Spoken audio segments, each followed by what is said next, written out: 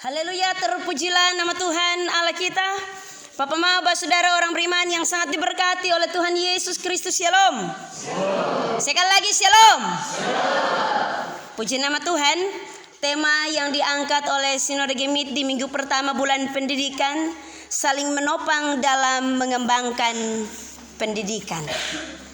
Bapak Mama, saudara orang beriman, ini bulan yang para guru paling suka. Karena Sinode Gemit punya perhatian tersendiri. Kalau beta para guru begini ada 1, 2, 3. Yang 1 supansion, 2 supansion, 3 supansion dari guru.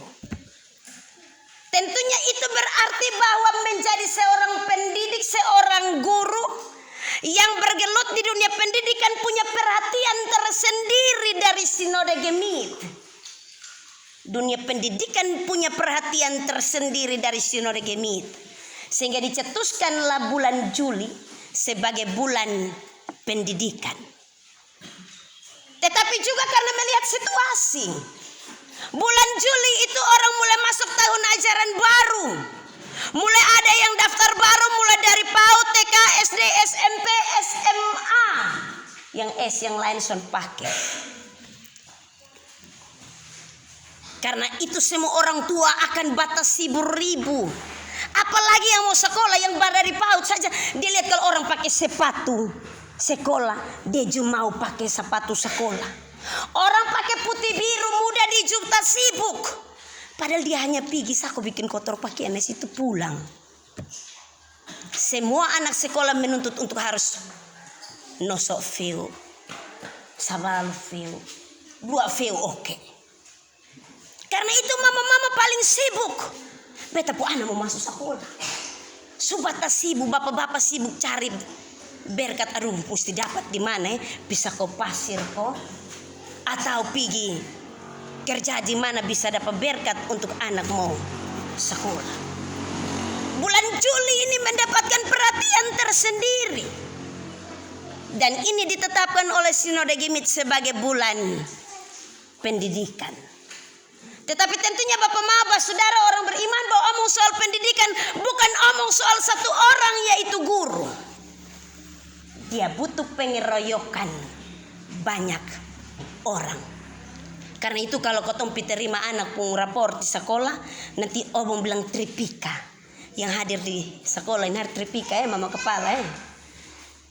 Jadi ada sekolah, ada pemerintah, ada agama, dan juga ada orang tua. Semua bekerja bersama-sama, bergotong royong untuk pendidikan. Bapak Mama, Bapak Saudara orang beriman yang sangat diberkati oleh Tuhan Yesus Kristus. Omong soal dunia pendidikan dan di sana ada pengeroyokan diibaratkan sama seperti filosofi sapu lidi. Filosofi, bukan filosofi Bapak PJ. Filosofi pakai F bukan P Bapak BP3J. Filosofi atau makna hidup. Jadi sebentar jangan pulang bilang mama neno ilo pendeta itu mak filosofi. Neno tiun filosofi. Ada bapak-bapak yang nanti begitu kok. Bapak PJ. Beta lihat Bapak PJ. Filosofi sapu lidi diibaratkan seperti sebatang sapu lidi, tentunya bahwa dia tidak akan bisa berbuat apa-apa untuk sapu saja sonde. Tetapi coba kalau kotong himpun menjadi satu rumpun yang besar kemudian diikat menjadi satu, maka di sana ada suatu kekuatan besar untuk saling menopang, saling menolong untuk membersihkan kotoran sampai bersih. Itu filosofi sapu lidi. Dunia pendidikan butuh pengeroyokan. Dunia pendidikan ada di tengah-tengah manusia yang merupakan makhluk sosial yang tidak dapat hidup sendiri. Hal ini berarti bahwa manusia saling membutuhkan satu dengan yang lain. Atau siapa yang selama ini dia hidup sendiri? Yang hidup sendiri di sini itu cuma Ban Soleh. Sehingga dia pun lagu aku masih seperti yang dulu Bapak PP3J. Manusia itu makhluk sosial, dia saling membutuhkan satu dengan yang lain. Dan manusia secara tidak langsung mempunyai hubungan timbal balik dengan manusia yang lain. Bu, pulang renungkan tadi beta menyanyi tadi. Bu, jangan telinga panas di sana. Itu pemuda dong, belum apa-apa. Tentunya bahwa manusia tidak secara langsung hidup seorang diri. Dia membutuhkan satu dengan yang lain, adanya hubungan timbal balik manusia satu dengan manusia yang lain. Membantu sesama menjadi hal yang lumrah. Bahkan Bapak Maba, saudara orang beriman, kalau omong soal saling membantu itu sudah merupakan kewajiban dari tiap-tiap umat beragama. Kalau orang ngomong agama yang kotong ngomong, ingat tolong menolong. Atau ada agama yang dia pun pengajaran bilang jangan pi tolong, jangan pi bantu. Itu kecuali kalau itu pemimpin umat sonde waras lagi. Saling tolong menolong, saling bahu membau dan saling membantu merupakan kewajiban. Tetapi bukan hanya semata-mata karena menjalankan perintah agama. Saling tolong menolong sesama juga mengasah naluri kita sebagai makhluk sosial untuk hidup saling menopang. Kalau kotong omong soal saling tolong menolong, saling bahu membau, saling topang menopang Bapak Maba saudara dari zaman tempoe doloe. Saya pakai kata tempoe doloe. Sekarang Indonesia Sumerika jadi son ada itu kata tempoe doloe, tempo dulu. Orang hidup dalam persekutuan, hidup bergotong royong dan itu merupakan budaya. Ada kerja rumah bulat rame-rame pergi. Kotong pi angkat daun kok. Kotong angkat kayu kok. Katong di bagian koa kok. Katong di bagian berdoa kok. Katong di bagian dorong kok. Masing-masing dengan dia pun cara. Gotong royong tentunya menjadi bagian di mana kehidupan persekutuan bertumbuh. Tetapi tentunya Bapak Maba saudara orang beriman, bahwa dengan adanya modernisasi perkembangan ilmu pengetahuan dan teknologi, sekarang ini orang sudah butuh bantuan sesama. Dia tinggal saja omong di Google, tolong kasih tahu kalau saya mau dapat metua yang baik itu dia pun jarak berapa kilo Dia sudah butuh lagi untuk ada yang jadi jembatan. Google, tolong kasih tahu bumbu masak ini hari apa Nanti dia tanya semua di Google. Begitu nanti kalau bilang begini, Google, kira-kira saya butuh untuk sekolah di mana Google juga bisa kasih tahu. Segala sesuatu orang pakai Google, Google. Sehingga tentunya bahwa untuk kehidupan relasi orang sudah melupakan dan itu menjadi hal asing. Kalau kotong di sini masih rasa ada apa-apa kotong pi baku bantu. Di perkotaan sudah tidak lagi yang sedemikian. Tidak ada rasa peduli terhadap sesama, tidak peka, tidak saling motivasi dan menolong, mementingkan diri sendiri. Itu kehidupan manusia di zaman modernisasi. Tolong menolong dan saling menopang bukan lagi hal yang menjadi kewajiban. Karena segala sesuatu orang tanya di ini barang. Tolong kasih tahu. Tolong bikin.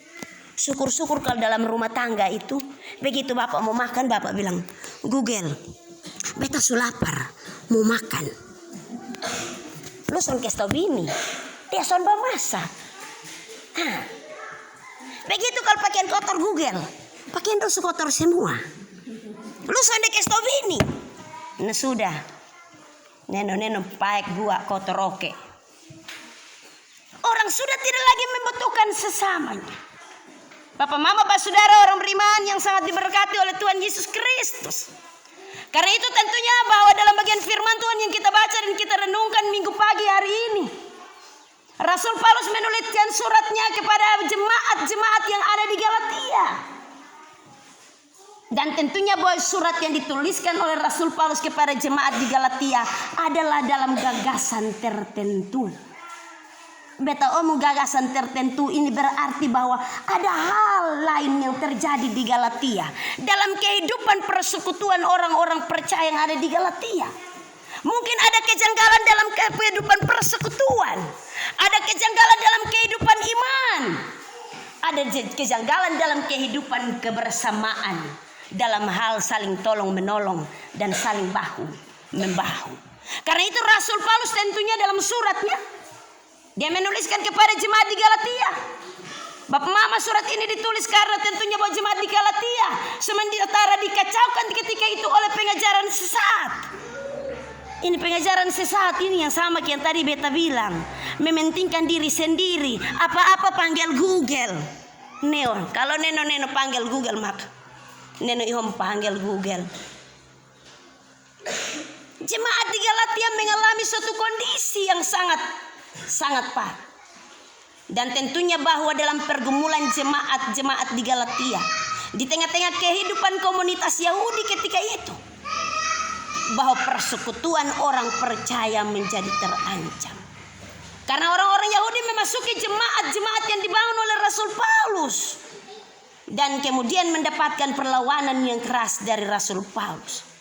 Orang Yahudi mencoba meyakinkan orang-orang Galatia bahwa keselamatan mesti dikerjakan dengan menaati hukum Taurat, bukan kepada hukum Kristus. Kenapa sehingga itu menjadi hilang? Karena yang tadi mereka dipengaruhi oleh ajaran sesat, sehingga mereka merasa bahwa hidup dengan tidak ada kasih pun tidak jadi soal. Sedangkan hukum Kristus berbicara berbeda. Hukum Kristus berbicara soal kasih. Jemaat di Galatia tentunya karena mereka lebih mengedepankan pengajaran hukum Taurat, maka mereka kehilangan hukum Kristus yang sejati, yaitu kasih. Karena itu Rasul Paulus menegaskan bahwa saudara orang beriman, untuk jemaat Galatia hidup dalam tidak mementingkan diri sendiri. Jemaat di Galatia perlu untuk kembali berbalik kepada ajaran yang sesungguhnya. Bapak Mama, Bapak Saudara orang beriman yang sangat diberkati oleh Tuhan Yesus Kristus.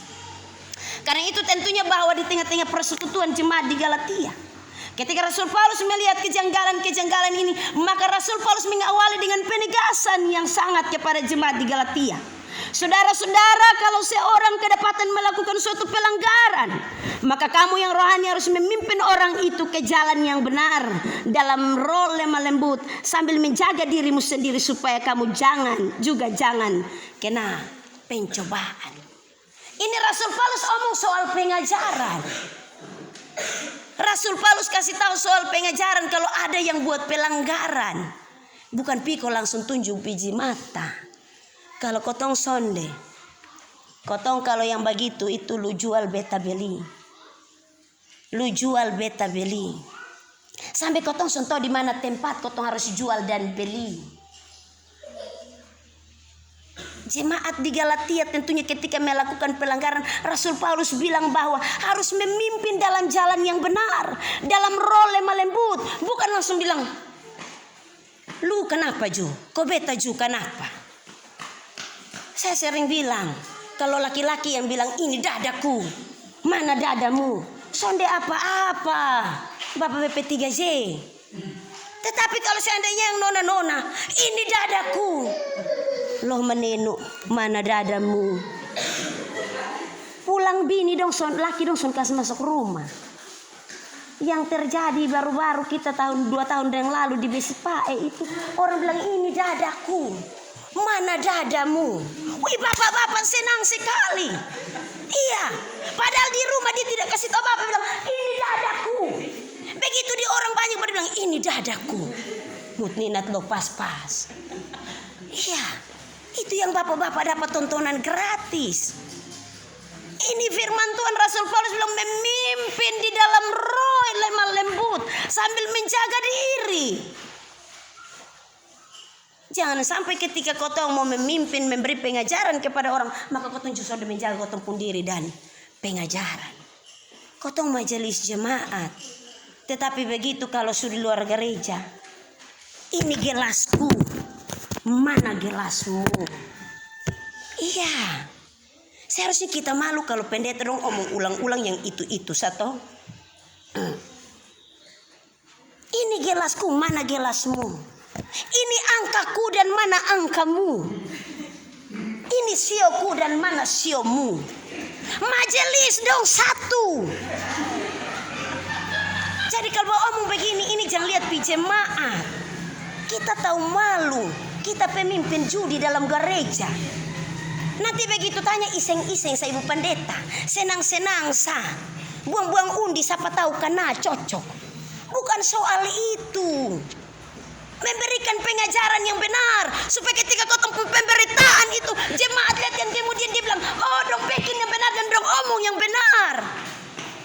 Jangan sampai jemaat sebentar bilang sama saja, mulanya biasa saja, terakhir sama saja. Kenyataannya demikian. Rasul Paulus menegaskan dalam hal ini, kalau mereka melakukan pelanggaran pimpin mereka dalam roh, artinya bahwa dalam pengajaran yang benar. Pengajaran itu harus mulai dari dalam kotong pun diri. Ajar kotong pun diri dulu. Kalau kotong sudah baik, sudah benar, baru kotong ajar orang lain dan kasih ancungkan jari seperti ini untuk orang lain. Ini hari beta harus omong, karena sekarang beta dengar ini majelis menenu. Hari-hari urus main KP, sio. Hai, main KP itu satu kali kena dia mulai dari 1.000. Dia kasih kena dulu. Kemudian 2 kali dia 2.000. Tes 2.000. Tes 3.000. Tes 4.000. Nanti sudah angka yang beras. Meleset itu dia pun suami meninggal dia akan menangis. Tetapi kalau dia meleset itu angka KP, minta ampun.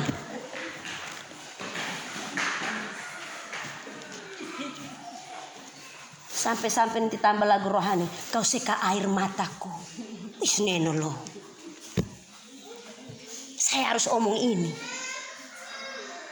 Ini bilang harus dengan pengajaran yang benar sambil menjaga diri. Jadi kalau kotong omong, oh jemaat son boleh begitu, kotong juga jaga diri son boleh begitu. Istri son boleh begitu, suami juga harus jaga diri, jangan begitu. Yang son ada istri son ada apa-apa. Tetapi kalau nggak ada istri begitu, kalau omong di istri begini, suami-suami, oh beta juga harus begitu. Bini-bini juga begitu.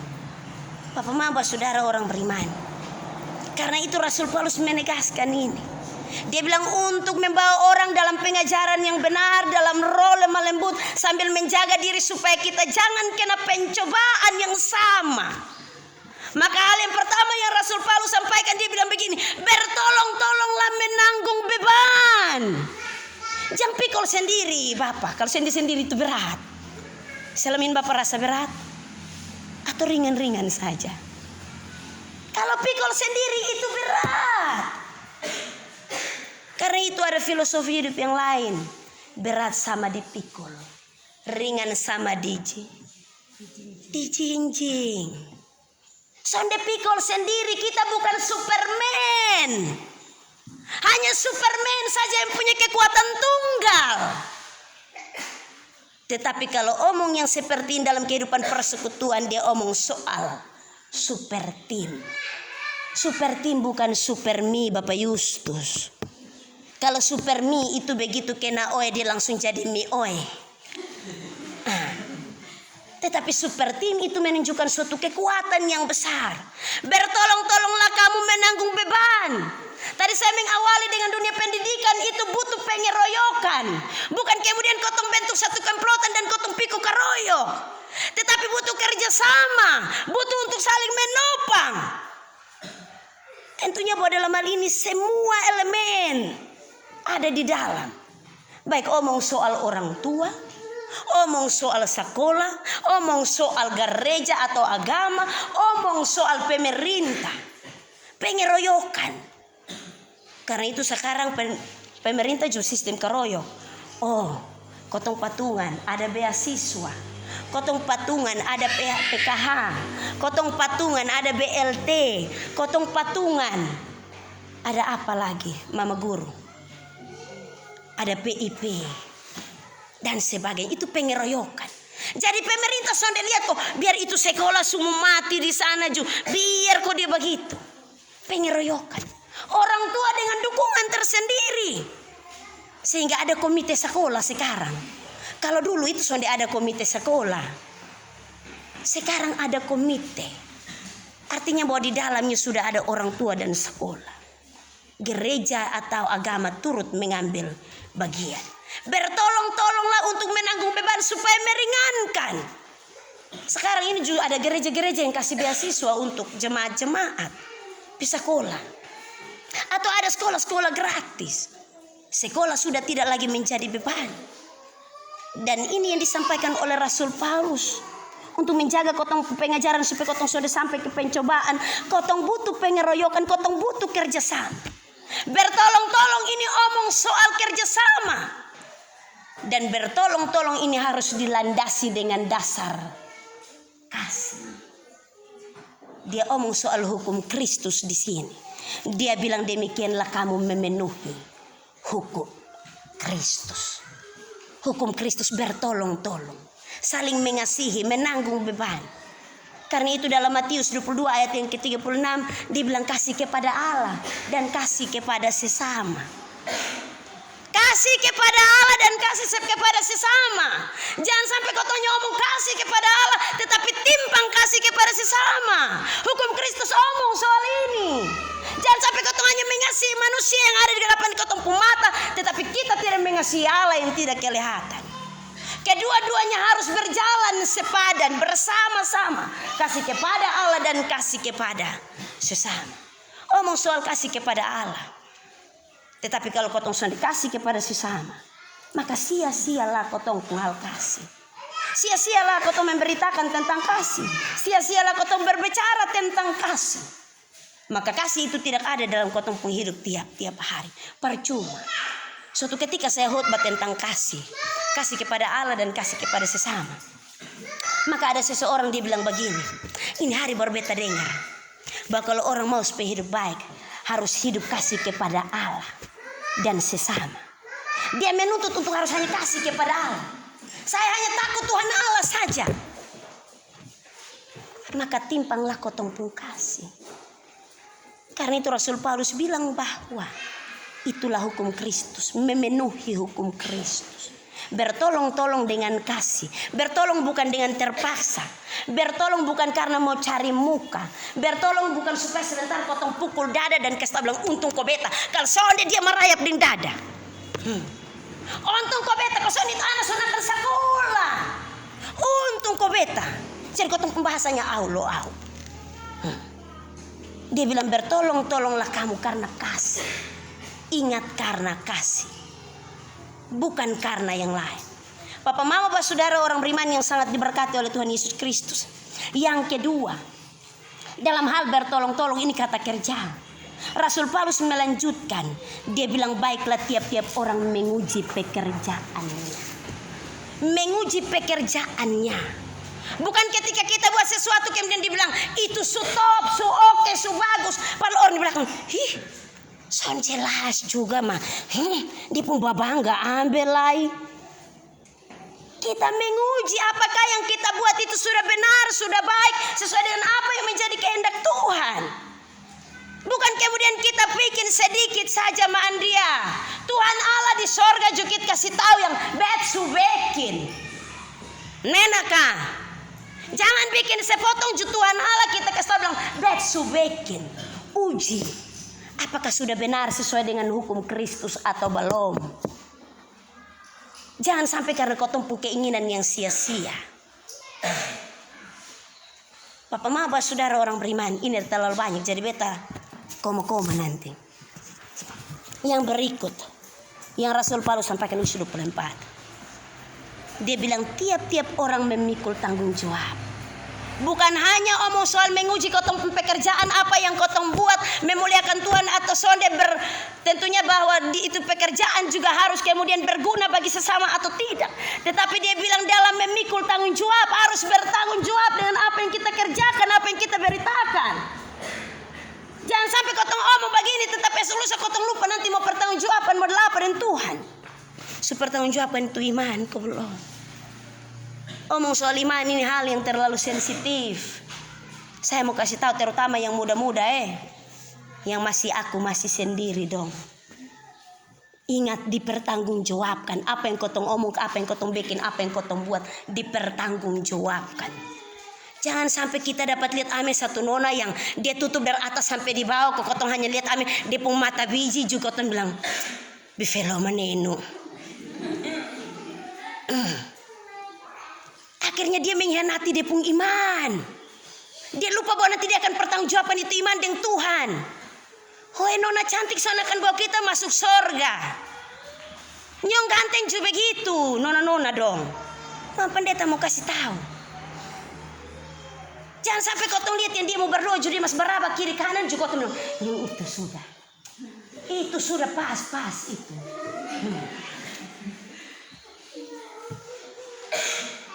Ingat bahwa kita harus bertanggung jawab. Karena itu dari dalam rumah orang tua perlu untuk mendidik anak. Mendidik anak tentang kehidupan iman. Ingat kotong ini dari mama dari masjid Kici bayi nenek Protestan. Gemit, jangan sebentar na lu pergi di sini dan di sana ke kuto loncat. Kasih tahu. Jangan sampai sebentar kita lihat aduh Tuhan kita pemuka son jelas rambut keriting hidung peseram hitam mereka bernama Amirudin. Itu kan jadi soal. Karena itu didik dari dalam rumah, didik iman orang itu dari dalam rumah. Kalau kotong pun didikan iman saja sudah jelas, maka sebentar dia akan lupa buang. Kalau kotong tidak bertanggung jawab, maka sebentar dia akan lupa buang. Dan dia akan bikin semau dia. Kau nanti esok juga hidup sendiri, makan sendiri, son minta di gereja, son minta di pendeta. Itu jadi soal. Yang berikut, yang kelima. Menerima pengajaran dalam firman. Ini dia omong soal kebenaran. Menerima pengajaran dalam firman dia omong soal kebenaran. Tetapi juga dia omong soal takut akan Tuhan. Menerima pengajaran dalam firman omong soal kebenaran dan takut akan Tuhan. Jangan sampai kotong omong tentang pendidikan tetapi kotong lupa bahwa kehidupan gereja, kehidupan persekutuan beriman, kotong punya tanggung jawab. Omong dalam kebenaran firman. Omong yang benar. Supaya sebentar kemudian kita bisa mempertanggungjawabkan. Apa yang kita omongkan. Ingat bahwa jangan sampai kita membawa pengajaran sesat untuk orang. Ini firman Tuhan bilang jangan sesat. Ini firman Tuhan Rasul Paulus omong jemaat di Galatia bilang jangan sesat. Tentunya bahwa ini kata jangan sesat ini ada pakai tanda khusus di situ. Tanda seru. Jangan sesat ini penegasan. Jangan sesat juga dalam arti jangan menyesatkan orang dengan kotong pun pemberitaan, kotong pun pengajaran, kotong pun didikan. Kotong jangan sesatkan. Saya pernah lihat satu ketika bapak mama ada orang kirim video anak kecil melalui YouTube. Ini 2 orang anak kecil ini dipaksa untuk isap rokok. Jadi dong tarik begini. Wis tompung enak lah. Jadi ini anak kecil dia tidak sadar bahwa ternyata dia ada balik bukan yang dia pun gabus itu, dia balik yang dia pun puntung yang menyala. Begitu taruh begini dia pun mulut bakar. Ternyata yang ajar ini anak kecil orang dewasa dong yang tahu bahwa merokok itu bisa cepat mati. Orang sulihat di bungkusan rokok bagian belakang itu ada gambar orang penyakit kanker sampai di tenggorokan lubang kok mati. Dong sulihat. Bahkan di tulisan di situ merokok dapat menyebabkan jantung, impoten dan seterusnya. Tapi dong merasa bahwa itu pengajaran baik. Maka dong ambil rokok kok hari-hari dong isap. Kita jangan bilang itu merusak bait suci. Oke. Orang ngomong soal kesehatan. Kita kasih pengajaran yang benar. Jangan sampai kotong pendidikan dan pengajaran yang benar, yang tidak benar menyesatkan orang lain, menyesatkan kotong anak-anak. Nanti mama bilang sana apa? Masih kecil itu kakak, mama dan bapak yang tanggung jawab iman. Nanti sudah besar kakak sendiri jadi silakan mau pilih yang mana na pilih sah. Biasanya orang tuh bilang begitu nih karena anak-anak su pilih jadi biar sudah. Itu sesat. Saya mau bilang begitu. Itu pengajaran sesat. Terkadang kita kasih pengajaran-pengajaran sesat dalam persekutuan beriman yang begini. Nanti kotong omong firman penuh mulut tetapi kotong pergi di sana doi di sana, datang di sini doi di sana, merusak persekutuan, menyebabkan perpecahan dalam jemaat. Karena mulut yang beromong terbaik dong. Jangan sesat dan jangan menyesatkan. Ini firman Tuhan bilang begitu, Bapak Mamba Saudara. Bapak Mamba Saudara orang beriman yang sangat diberkati Tuhan. Ingat bahwa apa yang kita tabur, itu yang akan kita tuai. Kalau kita tabur ajaran yang sesat, maka sebentar yang kita tuai pun demikian. Kalau kita tabur yang bukan kebenaran, sebentar kita tuai pun demikian. Diibaratkan sama seperti kita tanam pohon berduri. Dan sebentar dia akan tetap tumbuh pohon berduri. Tetapi kalau kita tanam pohon yang baik dan kemudian dia buahnya manis dan ranum, maka itu tetap akan disebut buah yang baik. Kita akan pertanggungjawabkan dengan Tuhan apa yang menjadi pengajaran dan didikan kita. Jangan sampai kita saling menopang bukan untuk membawa keberuntungan dan kemudian membawa hal baik, tetapi kemudian kotong berkumpul untuk kemudian kita menyesatkan dan menghancurkan persekutuan. Ingat bahwa dalam berbuat baik Rasul Paulus bilang dalam ini bagian firman Tuhan, jangan jemu-jemu. Jangan jemu-jemu ini jangan ingat Mbak Jawa pun jamu dong bapak-bapak. Neno ini jangan jamu-jamu ya. Ndak. Ini neno ilo pendeta tempat ndak. Bukan jangan jamu-jamu, jangan jemu-jemu. Jangan jemu-jemu itu berarti jangan bosan-bosan. Jangan berhenti untuk berbuat baik. Jangan jemu-jemu untuk saling menopang, saling menolong. Dalam kehidupan persekutuan, dalam kehidupan dunia pendidikan, kotong semua merupakan satu komponen yang utuh. Jangan sampai bilang gereja son ada urusan dengan pendidikan. Son pakai begitulah sekarang. Karena Tuhan Yesus itu bukan hanya disebut pengkhotbah yang baik, dia pengajar yang baik atau disebut rabi. Ini merupakan komponen yang utuh. Karena itu dia bilang jangan jemu-jemu untuk berbuat baik. Tapi jangan berbuat baik hanya di luar saja supaya dapat puji. Di dalam rumah ini lihat ame bini dong sama kayak lihat setan. Dia hanya dapat berbuat baik kalau di luar. Jadi begitu ketemu di tempat pesta, mak sayang nih. Paling orang pun bini ini. Woi bab bui selama son ketemu Woi berbuat baik jangan dengan orang pun istri dong. Jangan dengan orang pun suami dong. Berbuat baik dengan siapa sah. Ini beta omong ini karena kalau di luar itu kotong sapa orang lain itu senang, tenang, damai, lemah lembut. Seperti atau nim sak leko. Tapi coba kau di rumah nanti datang belum tahu bapak itu. Catatan merah toh. Itu hati-hati. Ini firman Tuhan Rasul Paulus bilang jangan jemu-jemu untuk berbuat baik. Jangan bosan-bosan untuk berbuat baik. Karena kembali lagi apa yang kita tanam, itu yang kita tuai. Bapak Maba saudara orang beriman yang sangat diberkati oleh Tuhan Yesus Kristus. Karena itu di bagian terakhir dari firman Tuhan dia bilang begini. Karena selama masih ada kesempatan bagi kita, mari kita berbuat baik kepada semua orang, tetapi terutama kepada kawan-kawan kita seiman. Dia bilang selagi ada kesempatan. Artinya bahwa dalam hal ini kotong dapat kesempatan kedua. Kesempatan kedua bukan di dalam kehidupan persekutuan.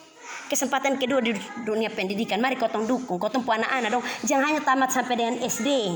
Habis itu bilang pi bantu bapak kau pasir di kali.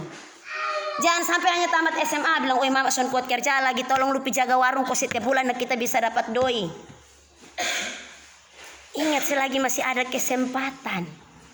Jangan nanti kotong berpikir, tenang saja son di sekolah ju tetap. Orang nanti pakai kita. Jangan berpikir begitu. Tetapi berpaculah dalam dunia pendidikan. Saya lihat sekarang MIOS sudah semakin maju. Karena sudah ada banyak sarjana-sarjana. Sudah ada banyak sarjana-sarjana. Sekolah jangan hanya sebatas di mana kotong bilang son ada kesempatan. Lagi besok kuat kerja lagi. Tetapi sekolah selagi masih ada kesempatan. Saling mendukunglah dalam dunia pendidikan selagi kotong masih diberi kesempatan. Ingat bahwa dalam dunia pendidikan juga kita sementara memberitakan tentang kasih Allah yang tidak terbatas.